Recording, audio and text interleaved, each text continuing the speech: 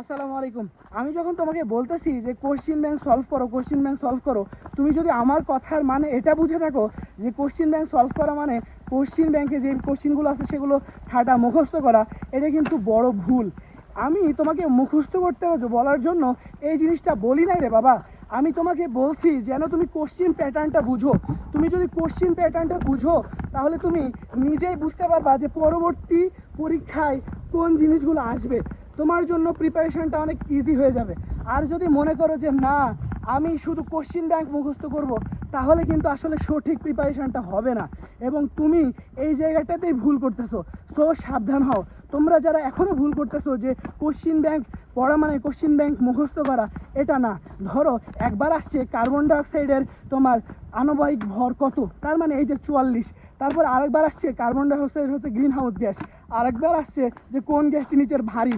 তো এই আণবিক ভর বের করে যেই আণবিক ভরটা তোমার সবচেয়ে বেশি হবে সেটাই সবচেয়ে ভারী। তারপরে আসছে কার্বন ডাইঅক্সাইডের তোমার হচ্ছে গঠন, এই যে এটা সরলরৈখিক গঠন, এই জিনিসগুলো। তাহলে দেখতেছো টপিক একই কার্বন ডাইঅক্সাইড, তবে চেঞ্জ হচ্ছে কি কোশ্চেন প্যাটার্নটা। কিন্তু এখান থেকে কী শিখলাম যে এই যে আমরা টপিক সিলেকশন করা শিখলাম, এই জিনিসটা কিন্তু খুবই গুরুত্বপূর্ণ অ্যাডমিশন সিজনে। ধরো ভিনেগার নিয়ে কোশ্চেন আসতেছে, একবার হচ্ছে ভিনেগার কি, তারপরে ভিনেগারের কাজ কি, তারপরে রাসায়নিকভাবে ভিনেগারের সংকেত কি। তো এই জিনিসগুলো নিয়ে কোশ্চেন আসতেছে। সো টপিকটা বুঝো, টপিকটা পড়ো, দেন সুন্দরভাবে প্রিপারেশন নাও। আই হোপ এটা অনেক সুন্দর হবে, এটা অনেক বেটার হবে। তো সবাই সুন্দরভাবে প্রিপারেশন নাও এবং কোনো ধরনের যদি কোশ্চেন থাকে তোমরা আমাদের পেজের কমেন্টে জানাও, এবং পেজে যদি ইনবক্সে বলার মতো হয় তাহলে ইনবক্সে বলো।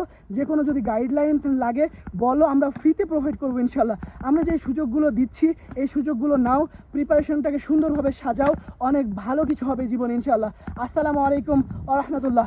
সীতাকুণ্ড পাহাড় থেকে ধন্যবাদ সবাইকে।